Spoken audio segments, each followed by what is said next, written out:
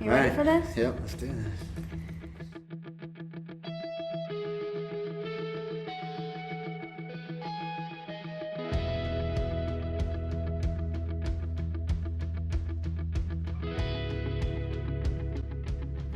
You know, there's that old adage that says when the student is ready, the teacher will appear. And I didn't know that one of mine and Mark's greatest friends would end up being one of my greatest teachers of my life, as well as Cammie, his wife. This is Wes Taylor. And horses. Like, go figure. Like, I love horses. I paint horses all the time.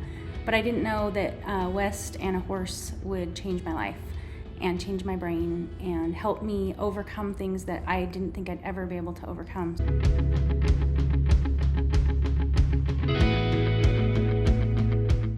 You're amazing with horses, but I think the real thing that you're going to change the world with is with humans. And so I've kind of been begging you, like, put this stuff together for human beings to help people overcome, traumas and just limited thinking. But I didn't know that I was going to end up having such a massive shift and a massive change. So I'm seeing that you're seeing what a tremendous teaching tool the horses and this science-based horsemanship that you've crafted and created over the last, 10 years? Yeah, it's been a little over 10 years in kind of developing and putting this together, and it was such a transformational experience for me to go through and learn from the horse. I started working with horses, and I started developing the science and understanding the neurochemicals of how learning happened within a horse. How do horses release their fear or their trauma, and how do they learn? What is required for learning in horses? And as I really studied and dove deep into that, I found out I needed to learn a lot about me.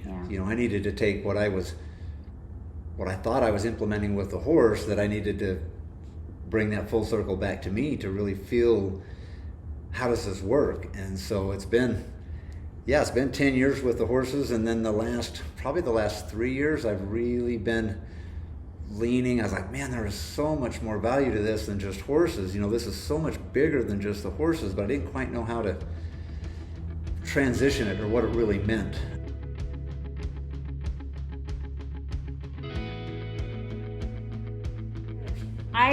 Probably the first time I saw it 3 years ago, I think you were just starting with Dr. Peters, and you were just starting to learn things. And the first time I saw it, I was teaching soul restoration at your ranch, and you showed us a horse demonstration, and I was like, oh my gosh. What is this? This is soul restoration, like watching yourself and your human experience and watching a horse go through it.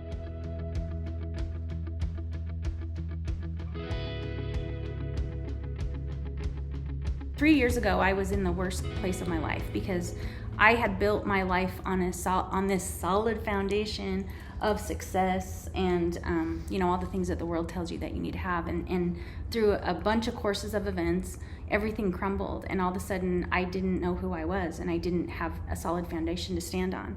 And so I didn't even know how bad things were, but it turned out that we ended up not having a home. We ended up renting the top of their house, and so I have been able to witness myself, but also through the window I was able to look down and watch what Wes was doing in the round pen. And then Mark got trained in the science-based horsemanship, and so we've had this really intimate experience with what you're doing, but also the transformation that I experienced watching the horses, watching you, and then kind of going, I'm doing that. I'm doing what this horse is doing. I'm thinking that everything in my life is a threat. And you work with wild Mustangs, and so they're coming. They're typically rescued Mustangs from BLM, right? Yeah, they're right off the public lands out here in the western United States. There's thousands of wild horses living, wild out in the raw Wild West out here. And so those were the horses that we brought in to study or to perfect or to find this science. Is that we wanted horses that hadn't been manipulated by man. They hadn't had much man influence, and so these wild horses were phenomenal to learn from. And they really showed us. They really did.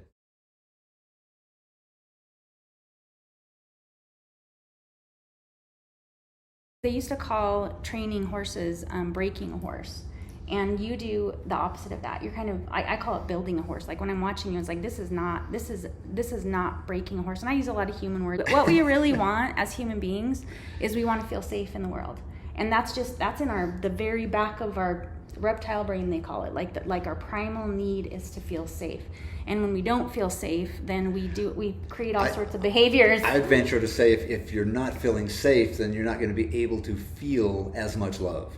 Yeah. The more safe you can feel, the more love you can feel. And so then I think those would go That's back a perfect segue into what your course is called, because it's what did you end up calling it? We talked about this yesterday. It's about relationships. It's the relationship formula. What I learned in kind of working with the horses was, once I figured out kind of the science of working with the horses and their neurochemistry, their autonomic system, and I kind of, I got in and figured out what was the scientific parts of the horses, I learned that I could build a relationship with any horse, anywhere on this planet, within minutes or maybe hours. I could build a very connected, yeah, and safe... I would call it a trusting relationship. Over the 3 years I've been watching and trying to figure out how this works, and my big aha just came this spring when I watched you. It was in May when I watched you with a horse. And all the time I was like, oh, so West is being a trustworthy person to the horse and teaching the horse that they can trust him.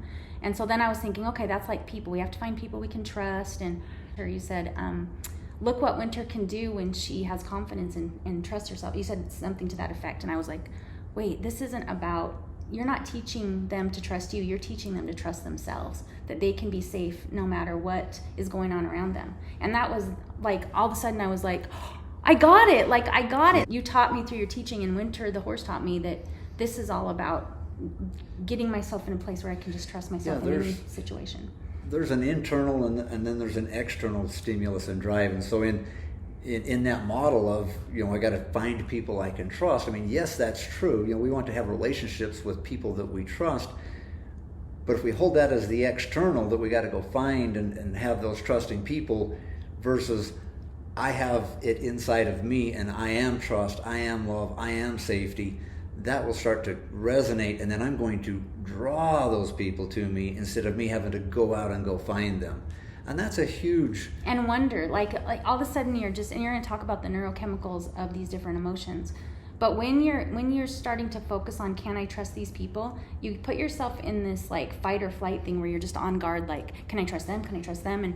And all of a sudden, neurochemically, like what you always say, you're filled with chemicals that don't feel like safety. You're creating resistance just in the neurochemistry of that. Just even asking the question, can I trust them, or do I feel safe with them? I mean, those are valid questions, but the internal question of, am I safe with me? Do I know who I am? Am I comfortable with me? Yep. Am I safe being me?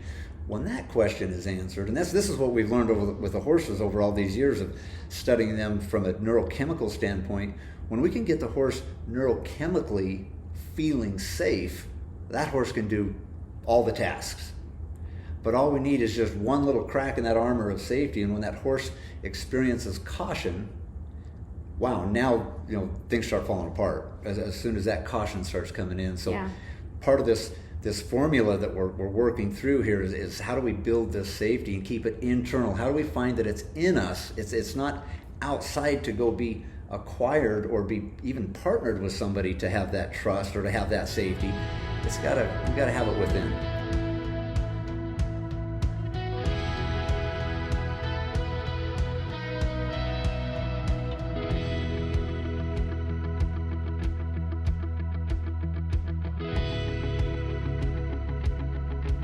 Even a lot of you guys that I'm making this video for have watched my journey over the last 25 years, and a lot of crappy things have happened. It's been really hard, and a lot of you, especially over the last 6 months, have said, you look so happy and so peaceful and so radiant and so centered.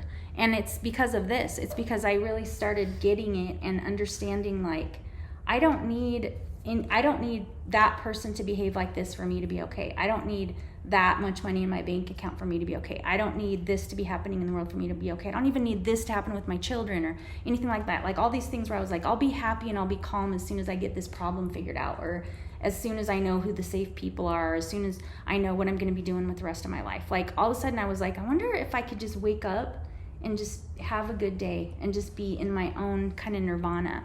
And so I started to just test this stuff out. And I decided about 5 weeks before we moved in that I was going to test some of this stuff out and see if I could become a really tidy, organized person, because I've never been that. Because the story I've always told myself is I'm super unorganized and I'm just super messy. And so I decided to change the story, and my house is like totally clean. It's freaking me out. What if you can change your brain?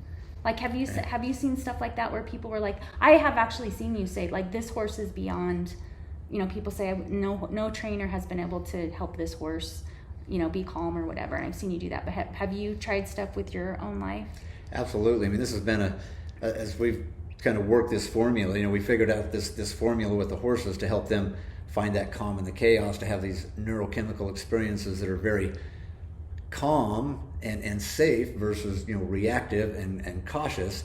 And so as I've been going through life and having my own life experiences happen, and I'm like, well, gosh, I'm asking these horses to handle themselves in some very chaotic environments, but yet now I'm in an environment and I'm kind of losing my calm and losing my cool, and how can that be? How can that work? How can this horse do it, but yet I can't? And we're the superior beings, so to speak. Right? We're the humans. Yeah. We're the smart ones. We have this prefrontal cortex where that's our ability to make up stories about our experiences. Yeah, right. And that's what makes us.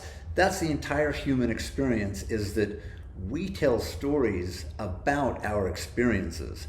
That's just how we navigate life on this planet. It is, and it's how we relate to each other. It's a requirement. Yeah, it's required in a sense. Well, I don't want to say required. I'm sure there's some people out there. But for relationship, it sort of is. Like, that's how we relate. That's how we relate to each other, right? We tell about this. I was here, and then I was here, and then I was here. We love stories. This experience happened, and then we tell this story about it, and then I'm going to tell you the story. I'm going to tell my wife the story. I'm going to tell my friends the story.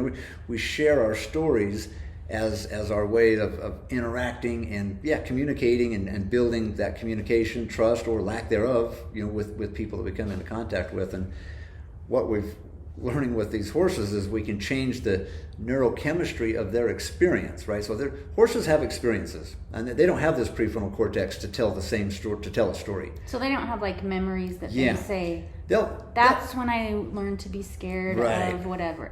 They'll have memories, right? They're going to have memories, but it's just experiential memories. There's no story with it, so there is no inflation of the story or perception of the story. They just felt this way neurochemically. They just they felt don't say like this. Stuff like, that's why I'm so whatever. Like, start defining themselves by their stories. That's what humans do. They can't do that. Yeah. And so as we were working with the horses to change this neurochemistry experience that they were having, I got to asking myself, I was like, well, how does this work for humans? And so I did some research back and forth and trying to figure out, how does our autonomic system work? How does our neurochemicals work? How does this work with the horse? And what I found out was they are exactly the same. We are just parallel together. We have a lot more emotions. We have a lot more, stories that we tell. But neurochemically, we operate a lot in the same range. And that's, in these relationships with the horses, all I got to do is change their neurochemistry, and it changes our relationship completely. And so we looked at this relationship formula where we have people tell stories about their experiences. That kind of defines who we are. And then the definition of who we are is how we divide ourselves out into our relationships. Mm. So the key factor, the first point of that, is our stories. So as we learn to change our stories, we change our experiences. That changes who we perceive ourselves to be today. So give me a definition of what a story is. Like, I could have a story of going to the grocery store. Yeah. And for me, going to the grocery store is kind of a stressful experience. It's not, like, enjoyable. I don't like going to the grocery store necessarily. So when it comes time, it's like, my wife will say, we got to go to the grocery store. The first story that might just start coming up in my mind is, okay. I'm already like... You're telling yourself a story that going to the grocery store is I've already said it's not my favorite. It's already just kind of neurochemically starting to happen. And so then we're driving to the grocery store, and I'm driving along, and it's not my favorite place to go. So I'm a little bit just, all right, let's go get this done, and we'll get on to what I want to do today. So now I'm a little edgier, and I might be driving a little faster, or I might be a little shorter in how I'm handling things. And I get in the parking lot of the grocery store, and my story's going on in my head. Wow, this is what I don't like about the grocery store. All these people drive like crazy in here. All these moms zipping in and out and trying to get in, and groceries, and people just walking right out in the driveways. And this is what I don't like about the You're grocery store. validating your story. Yeah. So as I'm telling my story, I'm seeing it play out in real time, and I'm acknowledging it. See. There's another lady just walk. She's gonna walk right out of traffic. I'm sure enough, she does. And I'm trying to park, and it doesn't quite fit. The parking lots are so small. I'm like, oh, geez, and all this frustration. My story is going on in autopilot, and so therefore it's happening out into my reality, and I'm confirming it. And everything I see and acknowledge, I'm like, oh yeah, see, there it is. Now I'm having a neurochemical experience as well. Now I'm stressed.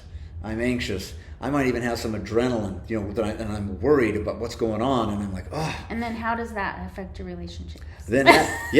Right? That exactly plays it right in. So now I'm having this relationship experience with my wife at the store. We finally get inside. She's all chill and just relaxed and got her list, and we're ready to go in. She told herself a good story. Yeah, she's got a good story going to the grocery store. It's something she enjoys, and to see all the fresh food, and she's into that, and so she wants to look through the food and find the best things. And I'm kind of like, I want to get in and get out, and so I'm having this anxious experience. And so now if we're trying to have like a conversation at the grocery store and talk about life stuff, well, my neurochemistry already has me in caution mode, and I might be a little bit in kind of fight mode or resistant mode because traffic and park getting in, and then all the people and around. So now I'm going to have this conversation with my wife at the grocery store, and I'm already chemically set up for a problem. Yeah, I've already got my neurochemistry is resisting. So I'm already in a resistive neurochemical experience. And so whatever we're talking about, if I don't shift those neurochemicals, or whatever we are talking about, if those neurochemicals get upregulated, if we're talking about maybe something kind of tense or an issue that we're having, and I'm already cautious and guarded and kind of upregulated, I'm going to go up even more. Yeah. So that's a story, yeah. Right? So as soon as we're talking at the house, like we're going to go to the grocery store, boom, my system starts to play that story, and it's just autoplay, like it's already gone all the way through, and my body will autonomically start having those neurochemical experiences, just like last time I went to the store. Yeah. And so being human, is that kind of how our brain is wired, is to just do the easiest? It's efficiency. Okay. So the brain is kind of monitoring all of our systems, and through our auditory system, it hears, through my translation, hey, we're going to the grocery store. My mind will kind of look at that and pick it up and go, hey, we have a neurochemical formula for this. Okay. We know. So it's almost like it's not even like you decide you're going to do that story. If you don't decide on a different story, it's just going to tell you that story will just happen. Because it's called the autonomic nervous system. Yep. So it happens automatically. It's just going to start autonomically playing. This is just part of our humanness. Yeah. Like going to the store. As soon as I say that at home, those neurochemicals, that story starts to go. And then the neurochemistry has to match it. The neurochemistry will match the stories, and it proves it to be true. So now I'm going to have some cortisol in my system. I'm going to have some adrenaline going on. I'm going to be just heading into this already kind of juiced up, already neurochemically out of balance. But that happens as soon as I acknowledge that story. So you guys, you and Cammie could have gotten in an argument like as soon as you get in the car in the garage. And it's not even, you could bicker about anything. And lots of times I notice, like in relationships, when we get sharp with each other, it's not even about what we think it is. It adds so much confusion to it, because if I'm trying to have a relationship or a conversation through my neurochemistry, and that's what we're doing. We have to go through our neurochemistry to talk and have those conversations.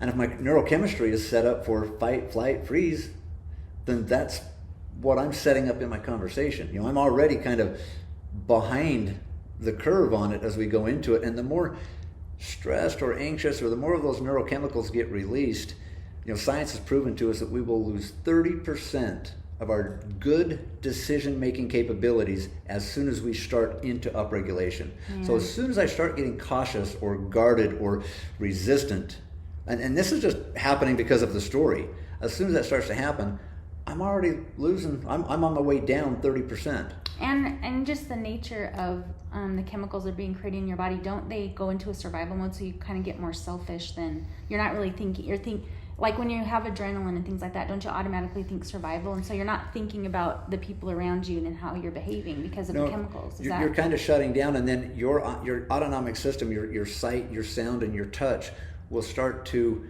find things to confirm the neurochemistry. So if I'm anxious and worried and uptight as I'm going into the grocery store, my autonomic system, my eyes and my ears and my touch is going to sense things in my environment to confirm that. And is that where most of your energy is going to be going? It's not going to be going to, how can I connect with this person? No, because now you're in fight flight mode, so you're in a protective mode. You're in a shutting down, a protection, building walls, holding self in. We do that to protect ourselves, to create this safety when we don't know, or we're not capable of working this formula to change our neurochemistry so that safety is internal, so that we can go into that chaos and have it be very calm. So if you're wondering, like why the world has kind of gone crazy and people have gotten grouchier and more uptight and lots more fighting and things like that, I think it could just be the neurochemistry of all the, there's just a lot of fear and a lot of chaos. And we'll read off of this just being around people. We have mirror neurons that we're watching and reading each other as we're walking through the grocery store or going through our public square, whatever it is that we're doing. Our eyes are picking up facial features and body language from everybody around us at a subconscious level.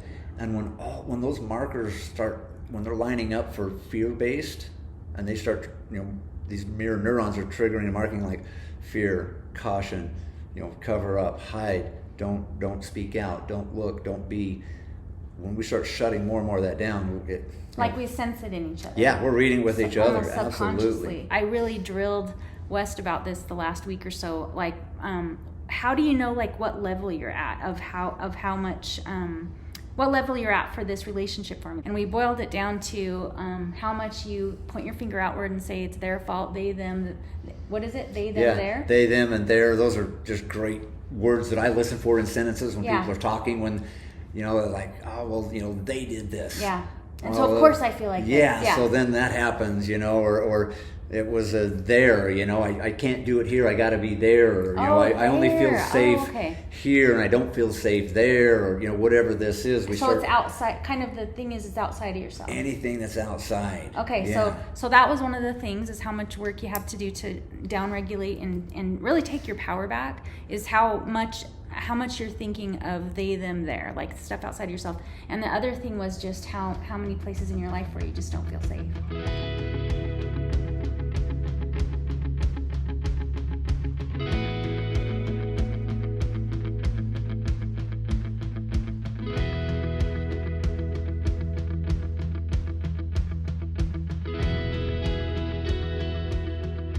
What I want to talk about now is what's a better way? What would be a better way to go to the grocery store? Yeah. So this formula, right? This relationship formula. We start with our stories, then we have our experiences, and then that's who we are. So as we talked about this grocery store experience, right? My story was kind of negative and stressed and worried. My experience was me physically going and being at the grocery store, and so then myself at that moment in the grocery store shopping. You see how that's defining who I am in that moment. Yeah. You're saying Wes Taylor is a person who hates being at the grocery store. I am my story plus my experience, and then this is me in real time.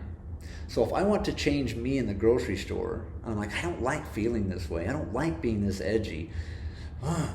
How can I learn to like the grocery store? If I want to look at it that way, or how do I want to change this instead experience? of just saying this is just who I am. Right, because that could be it. Like, I just don't like being around that many people. And you could even say stuff like, my personality type says I'm like this. I've been like absolutely. this since I was a little kid. My mom is, or my dad is this way. Yeah, it can be our story, right? Yeah. And it can be going to the grocery store, right? That can be my story. So if I tell that story the first 5 times I go to the grocery store. And your ego really, really, really, really, really wants it to be true. Absolutely. You'll find all sorts of evidence to make that true. So if I want to make that be a different experience, or I want to change that, right, I can either try to externally make that change. And so now I'm going to externally make those changes. So I got to have somebody go to the grocery store and make sure that only nice people are there.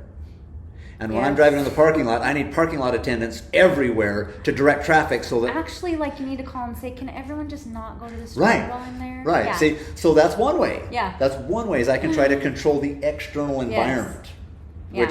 which can work. Oh, really? You're going to need a team. Yeah. You're going to need a team, and you're going to need to be on this like hyper vigilant. And Because also, that's a lot to expect. Oh, it's a from lot. It's a bunch of everybody work. around you. It's Like, a bunch of work. It's kind of selfish and It will actually take over your mind completely. The more Really? you try to control the external environment, the more you will get lost in trying to do it. It is, I mean, think about it. It's an impossibility. Well, it's insanity. You're- Yeah. You just well, can't do that it. I'm not Yeah. okay unless you do this and this and this, and then the other person's like, well, I'm not okay unless you're okay, and it just Yep. creates this storm. And so here's of this bad chaos. thing. So I want to change that. Let's say that I'm having a life moment in the grocery store, and I'm like, oh my gosh, I've just got to I got to get over this. I just want to get over this. So how am I going to change my relationship that I can come to this grocery store and feel good? So where that starts in the formula, right, in this relationship formula, we got to start with our stories, because our stories create our neurochemistry.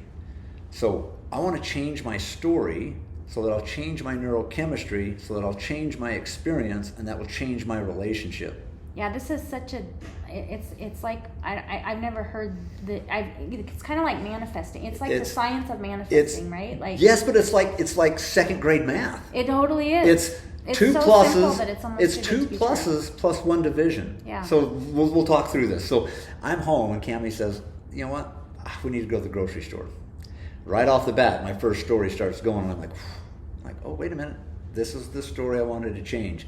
So how we're going to change that story. So I'm going to sit down with myself. I'm going to get quiet. And I'm going to be like, wait a minute. Okay, I don't want to go to the grocery store the same way that I've always gone to the grocery store. Because if I do it the same way I've always gone to the grocery store, I'll get the same result that I've always gotten. That's just how it works. So I'm going to change my story. So now my story is, and I'm home, and she says, we got to go to the grocery store. And I'm like, awesome. I want to buy my favorite candy bar while we're there. I'm going to get me my favorite candy bar. Okay. We got to drive downtown. From my house to the grocery store, it's about a 14-minute drive. Like, man, driving down, I got all these beautiful red rocks on both sides of the road I can look at. We're out here in the desert. There's some cactuses. There'll probably be some clouds I could see on my way to the grocery store today. So when I'm driving, I want to look at the red rocks, kind of the scenery and the trees, and then I want to look up at the clouds a little bit while we're driving. And then when we get down into the grocery store, instead of trying to jockey and get into that tight parking spot, you know what I'm going to do? I'm going to park clear in the back.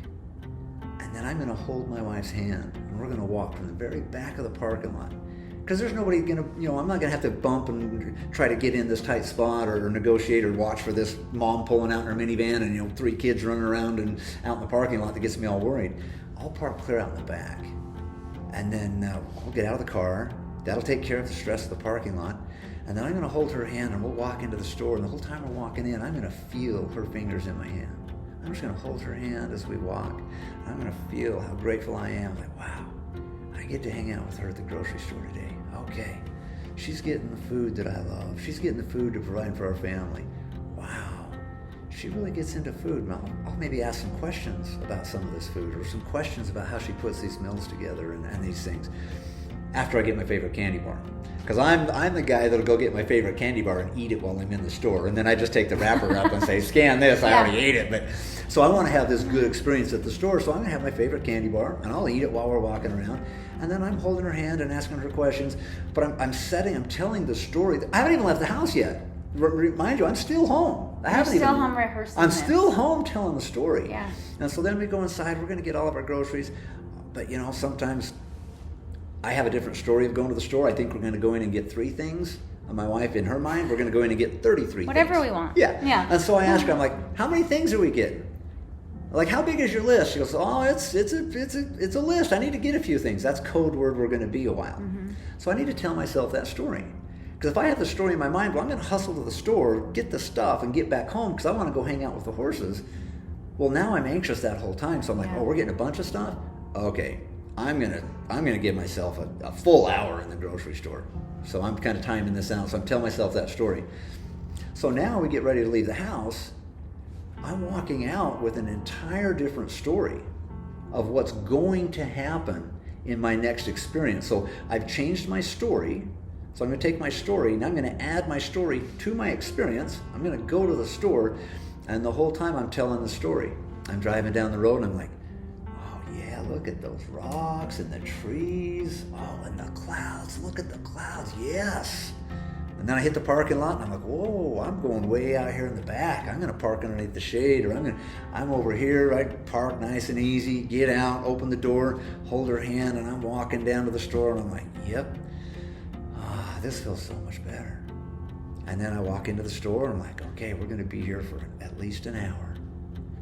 Let's head to the candy bar aisle first. Let me get that. Then I go get my candy bar and I put it in the cart, and maybe I get me a drink and I have that in the cart. Let's do this. We got an hour. And now I've created an entirely different neurochemical base in my system. That you basically get to experience twice. Yeah. Because you experienced I it. told it at home, right? Because our body can't tell the difference between the story and the event. Because you just changed my neurochemistry with that story. Because you want to go grocery shopping now? I'm having a hard time. No, I just I don't know. It choked me up like a little bit. I bet it did for you guys too. Like it made me, tears come in my eyes. Just like, why do we do this to ourselves when we could do this? Like all of a sudden, I'm just like.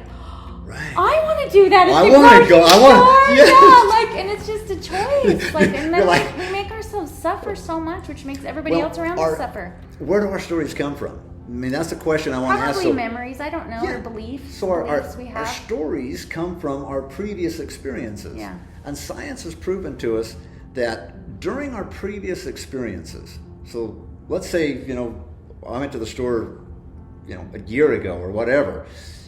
That time that I went to the store and I started telling that story about how stressful it was, or whatever the experience was, science has proven that we are 95% unconscious as we go through our everyday activities. So like our driving. We're on autopilot. Yeah, like driving. Like when you're driving, you're not like, okay. What's the definition of being conscious? Like let's define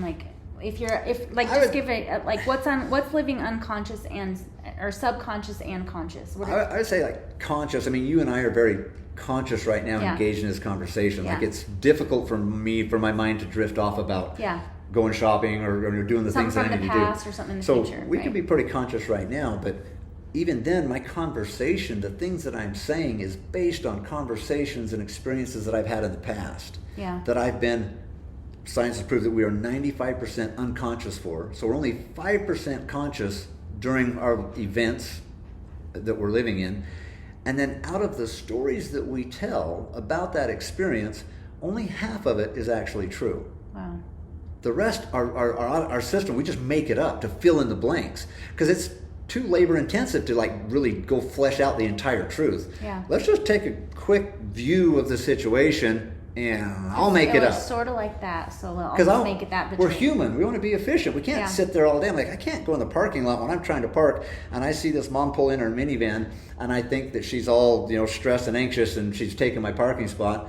I'm not going to go knock on her window and say, "Excuse me, ma'am, but are you really stressed and anxious today?" Because that's how I'm reading you, and I want to make sure I'm 100% correct. But we don't do that. No, we just auto roll. So you're saying you're like, oh yeah, we do, because you don't know if she was. No, maybe her kid was screaming, is about to pee his pants, and she's trying to get in the store before she has or maybe just gravity's pulling her face down. Who knows? Who knows? She looks stressed. Yeah. But I'm going to tell my story. Yeah. And I'm going to tell my story. And you're going to believe it. And I'm going to tell it from a space of 95% unconscious and only half of it being true. Wow. But what's going to happen is I'm going to create neurochemicals in my body that tell me that's 100% true. Wow. So now that becomes my truth, my story. And when I let that story play enough times, so every time I pull in the parking lot and that story starts to play out, and I let it play out, I don't change it, neurochemically I get reinforced again. Except this time it wasn't a mom in a minivan, it was a construction worker in a big truck. But I can throw the same story at it, like that matches, close enough. Close enough. Close enough. I don't want to go ask the guy, right? He might say, "No, dude, take this spot. I'm fine." Yeah. Right? So we don't go prove them to be true. We just assume, and those stories just roll, and they roll, and they roll, and they roll, and they roll. And before you know it, we find ourselves 20, 30, 40 years down the road, and we've got these autonomic stories that are just rolling 100 miles an hour, and we think it's us. We think, that is me. I am this story. And that's what this course, we're going to undo this formula so you can take a look at it and you can figure out that, no, you're not that. These are neurochemical experiences that you're having, but you can change them. You can go back and you change the story. No matter how old you are, you can become someone totally new. Yes, you can change this story from some traumatic event that happened when you were 5 years old. You can go back and change that story, and it'll change the neurochemistry in your body. Like how would you change a story from the past? I just got a story about my dad. Okay. I'll share about my dad. So the whole time of me growing up and raising my kids, my mom and dad were divorced, and so they weren't together. So dad would always promise, "Hey West, man, I want to come by and get the kids and take them to go do a thing. I'm passing through, and I'll be through on Friday. Can I pick the kids up, the grandkids, and I'd love to take them to the park." "Yeah, Dad, for sure. Yeah, that'd be great." And then I'd go tell my kids, "Hey, Grandpa's going to be here on Friday around noontime, and he wants to take you all to the park." So they're all excited, and yes, okay, Grandpa's coming. And Friday would come, and noon would come, and no Grandpa. And this went on for a number of years. And I got so resentful about it, and I got so hurt, and I told myself this story that that I'm not important to my dad, and that my kids aren't important to my dad, and my dad just doesn't love me, or whatever. I was just telling all these stories to validate the experience, because I had an experience, so I had to we got to put a story with it. If we don't put a story with it, our brain just freaks out, right? And it just gets all weirded out. So there's a story that'll get put down. And so I let that story happen for a lot of years. And then I created a lot of resentment towards my dad. And then I got to where I wouldn't take his phone calls. And then I got to where I just didn't care to be around him. I was like, whatever. No, he said he was going to take my kids to the park, and that's never happened in 5 years. And I'm tired of trying to tell my kids why Grandpa didn't show up. So that was my story. And that went on and on and on and on and on. And as I was struggling with my relationship with my dad, I was like, gosh, I don't like not having a relationship with my dad. This doesn't feel good to me to not have that relationship. And so when I kind of first was learning about these stories and how we could change these stories, I sat down and told myself a different story about my dad. And the story that I kind of started telling myself was, I really don't know what's going on in his life. I really don't know what stresses he has going on. I really don't know what his struggles are right now. I really don't know where he's at about life and things. Why do I get to decide whether he's a good guy or a bad guy about coming to see my kids or not? I really don't know what's going on. And so I started telling the story, like, my dad is just doing the best that he can with the skill set that he has today. He's doing the best that he can today. And if he calls me and tells me he's going to pick my kids up at noon today, I'm going to let him say it. And I'm going to say, awesome, Dad. Love you. I'll see you at noon on Friday. And then I just stopped telling my kids that he was coming, so that I would stop that pain on my end, and I would just hear the words and say, okay, Dad, that'd be great. Look forward to seeing you. And then I didn't expect him to show up, and he didn't. But I stopped the story of it being about me and me bringing myself down and tearing me down, because that was the story I was telling. So now I changed the story, and I just put it back on my dad. And I was like, well, when that changes in his life, it'll change. But until then, I want to answer his phone. When I see my dad calling the phone, I want to answer it. I don't want to be like, oh my gosh, another thing that's going to not happen. So that's what I did with that. And I just answered the phone, and I would roll with him. And Dad, so great to talk to you. And man, look forward to seeing you. And then I'd hang up, and I would never expect to see him, and I never did for a lot of years. But then it started to change. His life started to shift, and some things changed on his end. And so when his story was ready to change, mine was already lined up and ready.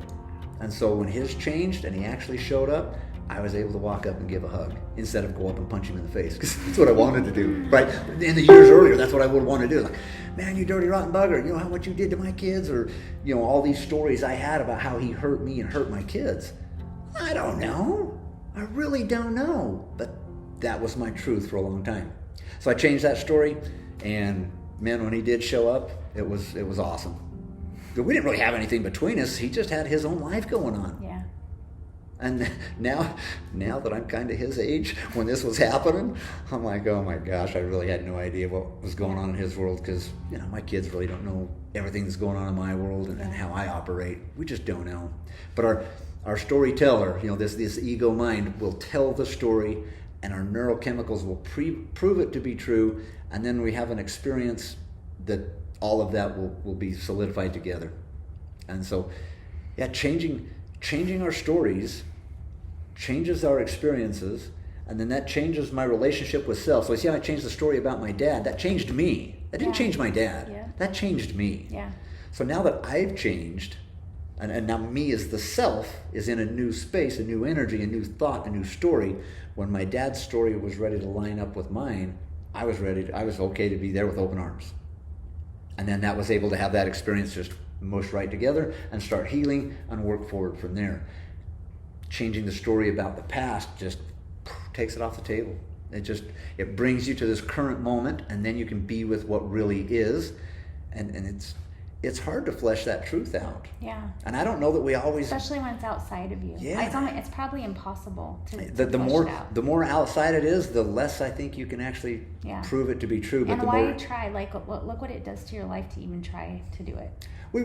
We won't do that much work. It's too much work to actually prove something to be that true. Because, a friend or somebody could say something, and, it gets repeated to somebody else, and, you hear it kind of third conversation. You don't question that. Like, what? I'm going to go ask Deborah if she really said that. No, we're just like... I'm going to hire a private investigator and see what my dad's actually doing at We noon. just kind of roll along, and we're like, wow, can't believe Deborah said that. That must mean... Truth. And then we'll have a neurochemical... Yeah. confirmation of that. So if Deborah said something really mean about somebody, we're going to neurochemically feel that, and then the next time we see Deborah, guess what's going to happen? Avoid.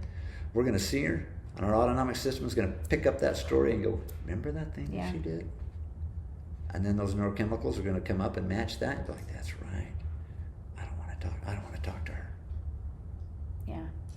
And we allow this story to be true. When 95% of it we were unconscious for, and only half of it is true. So I've been taking that into life, like what experiences and things that we have and do, and then I kind of check that, like, all right, well, we had that experience, a month ago. I was 95% unconscious, and only half of it is actually true. So then I tell the story off of that. How do I want to make this be as true for my positivity, my safety, as I can? Because if the stories don't have to be true to feel true, then my hell, let's make up a good story. Yeah. Let's go. I mean, I was asking you this yesterday, like when athletes are, we were talking about the 4-minute mile. When the story has always been, there's no way a human could ever run a 4-minute mile, and then an athlete decided to rehearse that in their mind. It's almost like I asked you. I was like, is that lying to yourself? Like when you're saying, something that's never been done can be done. It's almost like you're telling yourself a story that hasn't happened yet. You have to overcome the part of like, well, this is a lie. The variable is, are you willing to work hard enough to prove it to be true? Because we can say anything. Yeah. I can say, man, I love going to the grocery store. But if I'm not willing to put that work in and be conscious all the way to the grocery store and keep that story. So that's why vision boards sometimes don't work for people. Yeah, we got to have action. You got to do something. You got to know. You got to put the work in. You put the work in. It takes work. So what happens when you do the work of rehearsing it to the point where your body's producing the neurochemicals as if it was already happening? What is that doing for your future? Well, then you're already feeling it, and you're rehearsing that in a sense of safety. Okay. So that it's a known safety. So now I can go into that environment. I can go shopping, and I've told myself that story. I'm like, that is so I can do that. That's a real story. I can go live that. Okay. And so we're telling our stories of the experience we want to have. And you rehearsed it too. Like you rehearsed it, like in your mind. You went through the whole thing and you rehearsed it until you were actually feeling it as if it were true. Yep. And then it's like, let's go. And what happens over time when you take this formula, our stories plus our experiences equals our self, and then we divide that into our relationships. When you do this enough times, this positive story creation becomes the default, the automatic pilot. Then that's your autonomic nervous system going, and then this is how we do it now. It'll just start picking it up. Our brain chemistry, as I'm going to the grocery store, I don't even need to tell myself the story. I just find myself driving to the grocery store and I'm like, man, look at those red rocks. Yeah, the clouds. It's happening. Now I'm starting to create my reality as I'm in it versus in it and having problems and looking back and blaming everybody. And then we start where we create the reality, we create the story before our experience. But what's really cool, when you get really attuned to this, you create it in real time. Mm-hmm. As you're thinking and as you're believing and as you're creating the story of this now moment, that's the creation of it. And so Cammie and I have gotten out of where whatever event or wherever we're going or whatever we're doing, we sit down and we tell the story before. Mm. And it might be days before. And then we tell another story hours before. And then as we're getting ready to do the thing, we sit down and like tell the story again. So how's that experiment going? Oh man, that is beautiful. That is beautiful. It's taken work. Yeah. Because what happens is you forget to tell the story, and then your old story starts to happen, and you start having this experience, and then you notice like, wow, this is not feeling good. This is feeling painful or hurtful, or I'm scared, or I'm feeling cautious, or I'm getting triggered. Those are all warning signs that you didn't check your story. You're still running on the old story. You're still running on the old neurochemistry. So what I've learned from experimenting with this is there's this middle place where you know what you want and you know where you're coming from, that discomfort that you're talking about. Like there's this place where your brain just wants to just go back to what you... Or it even doesn't even ask you. It just goes back to it. That's part of our default system is under pressure, you will default to your last known network of safety, or you'll default to your last known story of safety. Even though it doesn't really feel under like pressure. Safety. It's just the one your brain knows the most. But it's the one that thinks that it's safe, even though you might be causing chaos in your life. I was going through, I had told myself this story that I just wasn't safe in the world. So I got myself in a place where I was just like a hermit for like 2 years. Yeah. I hardly left the house at all. And that's a hard thing to overcome. Like when you're driving to the store and you're just like, oh my gosh. So that's a thing like I want to tell everybody is like, you have to, I don't know, maybe I'm not right, but it seems like you have to be willing to go through some discomfort where it's like your body's going, no, I liked being home. But your heart's going, no, I love people. I want to go be with people again. But I don't know. I just feel like I had to go through this period of like fighting with myself until... Yeah. That's the struggle, and it's required for change. Okay.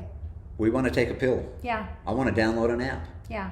That's what I'm learning. Is like just because it's hard, it doesn't mean you're doing it wrong. Right. It's required. Struggle is required. Struggle is part of how change happens. And so instead of telling the story, right, there's a story about, well, struggle is hard. Okay, that's a story. Well, I can also say, man, this struggle is required for me to have a new perspective of my life right now. And I really want a new perspective because the one I have doesn't feel good. Okay, I'm going to go through this struggle because I know there's something better on the other side of it. So as we condition ourselves to go through the struggle and we find that there's a really good feeling or a change on the other side, the next time the struggle comes up, we'll step into it faster. But the opposite also happens. We feel the struggle and we're like, oh no.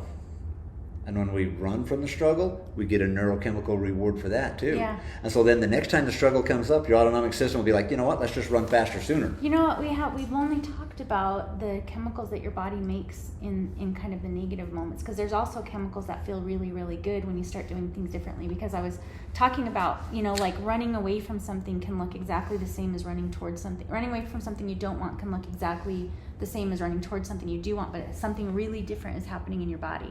So when you're focused on something you do want, and there are actually chemicals that reward you, right? Absolutely. And you can get addicted to those. The chemicals are going to reward you whether you're running to it or running away. Yeah. You're going to get the reward. Yeah. The question is, are you aware of whether you're running away or running to? And so when we can kind of figure that out, they're like, wow, I'm running away all the time. You can start to see how you're rewarding yourself for running away. That story gets confirmed and you feel good. You're like, that's right. I knew I shouldn't have gone to the store. Yeah. I knew I shouldn't have went and talked to Deborah. And so, then we just keep confirming and rewarding those stories. And then before long, you're never going to the store and you're never talking to friends and people. And you're a grouchy, bitter person. We just recruit. Yeah, you're just contracting your life down to such a tiny speck of who you actually are and what you could actually become. Yeah. So there's actually like when you create this change, like I was telling you, like my biggest motivator used to be adrenaline, used to be fear. Like I was told you, I was like, there's a gun to my head, and that's what kept me going and motivated all the time. Is just, but there's a different way to be in life. Like you can still be just as productive and actually have it feel good. That's what I think a lot of people don't know. Like if you're a workaholic or if you're an anything-aholic, you think that the thing that's pushing you forward are these fear chemicals. And so what's going to happen if I don't have this fear anymore? How am I going to be able to get this much done? Yeah. But there's a whole different way to do it that actually feels good. There's magic, man. There is some magic neurochemistry energy that when we operate in a space of safety versus lack or fear, things just happen so easily. Yeah. And your body makes chemicals that you've got to go through that change and create that neurochemical change in yourself. You're going to raise your vibration. That energy is going to go out to all of your people and your community and everybody around you and everything you're doing. And then all of a sudden things are just starting to easily flow into you. You didn't have to go work really hard to get that appointment with some person that you needed for this business, something or another. It's just you ran into him at the grocery store when he's getting your favorite candy bar. You're like, dude, I've been meaning to talk to you. Yeah, you're right. And then it's like, whoa, what are the odds of that? And you don't even have to talk them into it. Yeah. Like it's just like it just happens. Yeah, you're right.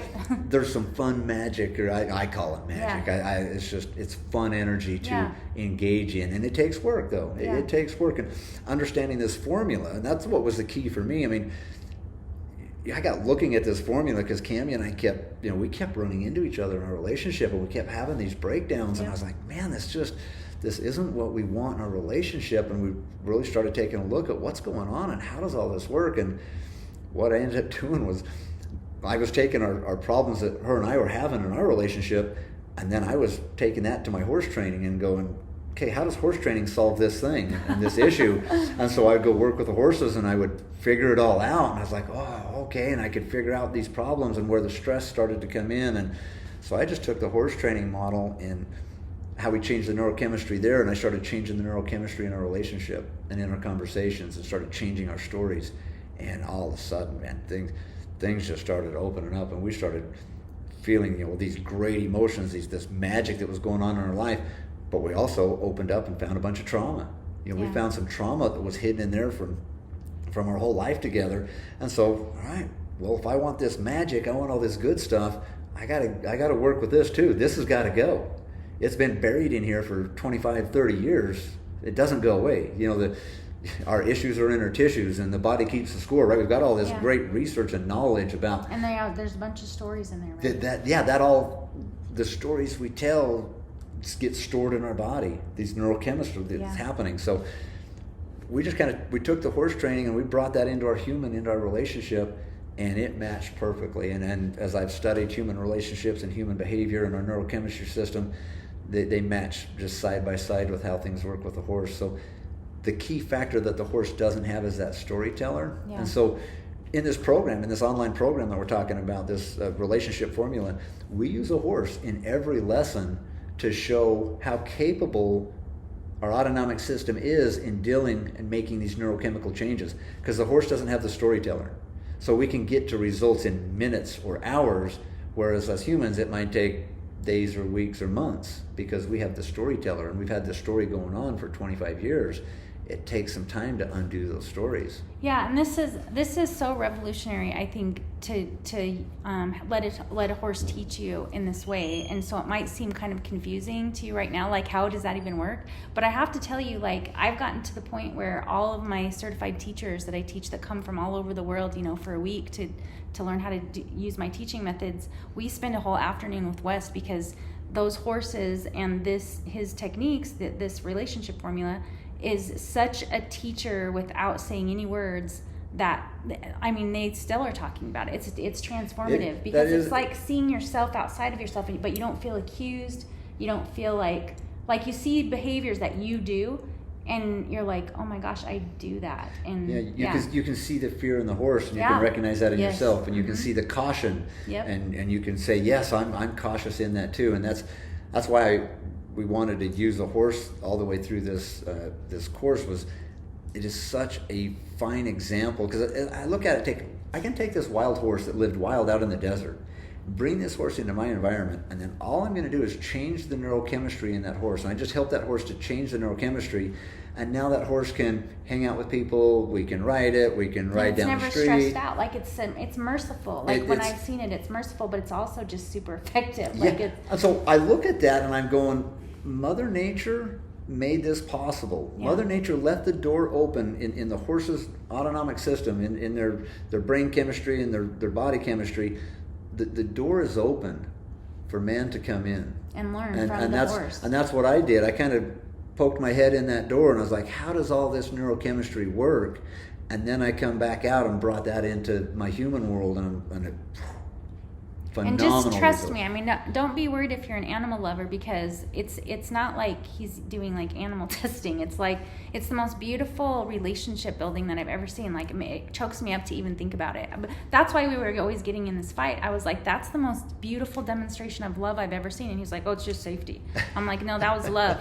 And he's like, no, it's safety. Neurochemically, it's just safety. Yeah. And I'm like, that was love. And so now he's seeing safety. We're combining the two together. Yeah. We're gonna find our way. And I'm very much more of the opinion that safety is tremendously important. So our work has affected each other, and that's really a beautiful thing. It's beautiful when you can learn from each other. So I wanted to make this video because I want this for everybody that I know. Honestly, like I'm choking up a little bit because it's the fastest way that I've ever seen to change your relationships, because you see your part in the relationships without feeling without feeling accused, without feeling powerless.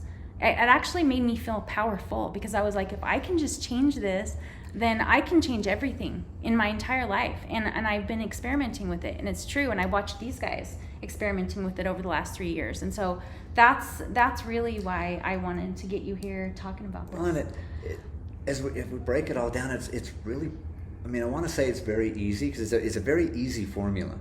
Our stories lead to our experiences, and that defines who we are in that moment. Yeah. And then in that moment, our relationships are reflected off of that. It's like a three-step process. That third step, defining who you are, that's the thing where I think a lot of people get hung up, and they think that's who I am and it can't be changed. No, see, but it can. The self is a combination of stories and experiences. Yeah.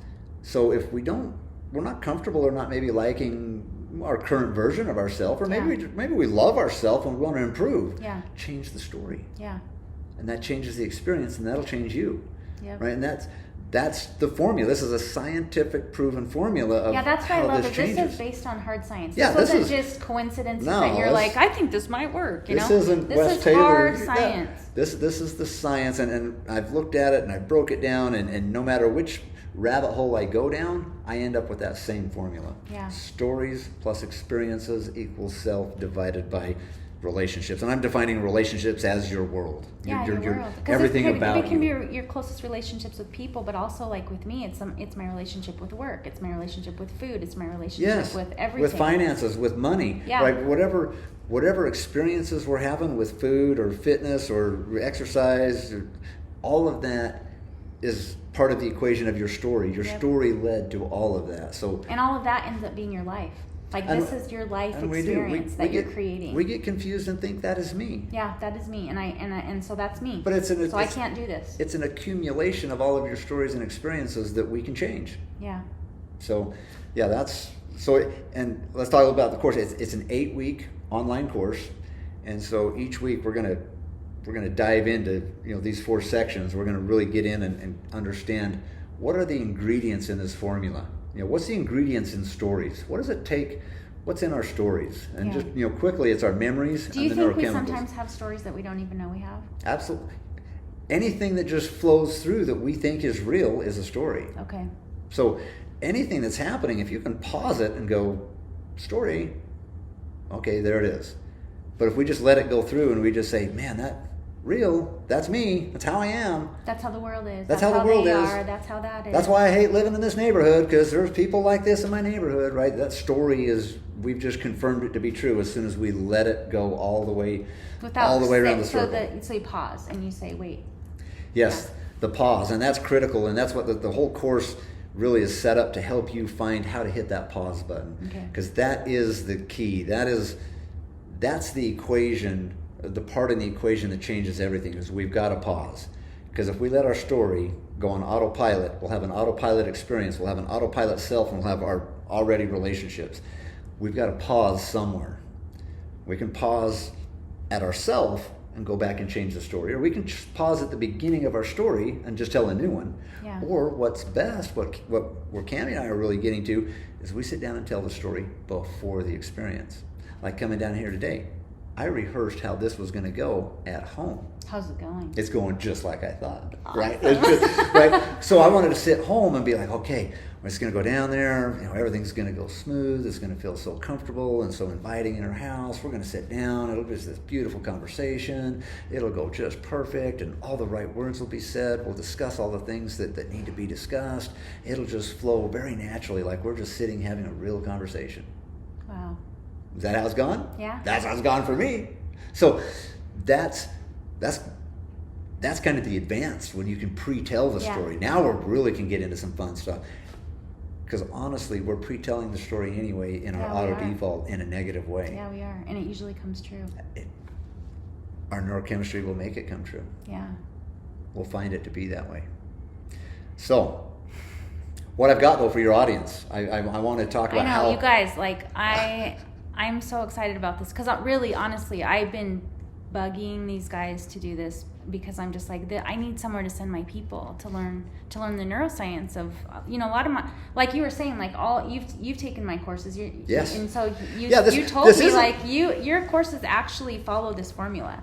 And I had to learn it the hard way. I had to learn it from failing, and then, right. And so all of this follows the same, everything that works really. And so honestly, I can't even believe what West is offering for my people, and I really appreciate it. But tell them a little bit. Yeah, let's talk about. So, any course online at this caliber and science-based, I mean, you can start anywhere from the $3,000 price range and go to $25,000. I mean, there's some great programs out there. And as life-saving as it has been for me, I would have sold a car to be able to. It's like, what do I got to do to get this? Yeah. So that's going to be kind of our retail price value. When this is on the website in a few months and we get it up into that place. But what I want to offer for your people, and you guys have been so instrumental to me in kind of developing and fleshing this out, and I went through your certification course, and then the whole way through, he's certified in soul restoration. Yeah, I kept interrupting you. It's like, well, we got to talk about the science here. Let me tell you why this works. Let me tell you what you're saying. Yeah, it was so fun to do that, and it was so engaging, and so I know that your people they're already on this journey. They're already seeking things out like this. They're already looking for this type ready. Of modality. They're like, show us the equation. How do we do this? I can do some basic math, Wes. I think I can handle this, and it really can work just that easy. So what I want to do is offer for you guys. I'm going to put a promotion code. It's going to be Melody Ross. No, you tell me what you want it to be. I like that. Does that work? Sure. Okay, let's do that. It'll just be Melody Ross. So when you go to checkout, and there's a link in the description for you can just sign up right now if you want to, and type in Melody Ross, and that's going to get you this course for $997. That's awesome. And it's an 8-week online course. Yeah. And that's just for your people. So that'll, this can go out through your channels and through your people. And I wanted to have that because your people are already here. They're already doing this. My people that have met West, because like I said, I take everybody, all my teachers through a course to meet West and Cammie. They love West, and they want to bring him to the university to speak, to do all these kinds of things. But I want to send this out to everybody, not just actually everybody I know. Is that okay? It's just everybody I know. Anybody? Actually, I work with all the souls of the universe and the world. So, can this deal be for everybody? If they're connected, that's within the sound of my voice. Yes. Okay. Yes. If they're connected to you, and so they've just got to just put that promo code in, Melody Ross, and that'll take care of that. We talked a little bit last night about who this is for and who this isn't for, and because you always want to define that. And what I said to West is you kind of defined. Do you remember who this isn't? I was like, this is really for everybody, but who do you think it isn't for? Do you remember what you said? I don't know if I remember exactly, but I guess to answer it right now, I would say this course wouldn't be for you if you're still blaming everybody and everything in your life on everybody and everything else, that you're not taking a look at self. Yeah, if you can't look in the mirror and see that maybe you I'm have a some factor in part this. in If your you, suffering. if you can't do that, then Yeah. this course isn't going to Yeah. work real well for you, because Yeah. No, it's not. you're gonna struggle, and you'll probably fail, and then you'll be upset, and you won't have a good time. So yeah, you're going to be looking in the mirror a lot through a horse. Like you're going to see yourself. You're going to see all the places in your life where you're like, oh, that's not really working out for me that that's well. not what I want. But that's what's life changing. We really can't have our best life any other way unless we're looking at our part in our own life. So the beauty of this is this isn't a kind of a weekend thing to do. Your life is already working through this formula. Yeah. I mean, this is nothing new. Yep. You are already telling stories. Yeah. You're already having experiences. Well, and the media and the advertising companies, they all know how the autonomic nervous system uses. So if you're not using your brain chemistry, it's being used against you. I promise you. There's a table of marketing executives right now wondering how they can use your autonomic nervous system. Absolutely. Yeah. How to get you to do what they want you to do. Look at everything's storytelling. All the ads, all the marketing, it's stories. And so we work off of stories. It's not a gimmick. It's not a sales or a marketing tool. It's how we operate. Yeah. And when the more real that I get with that, so anytime I'm having an experience with somebody, or if I think a little something about somebody, and I'll just pause and be like, that's just my story. Yeah. Okay, that's just my story. Hang on. My story could be like that guy's a nice guy. Yeah. He's just having a bad moment. Yep.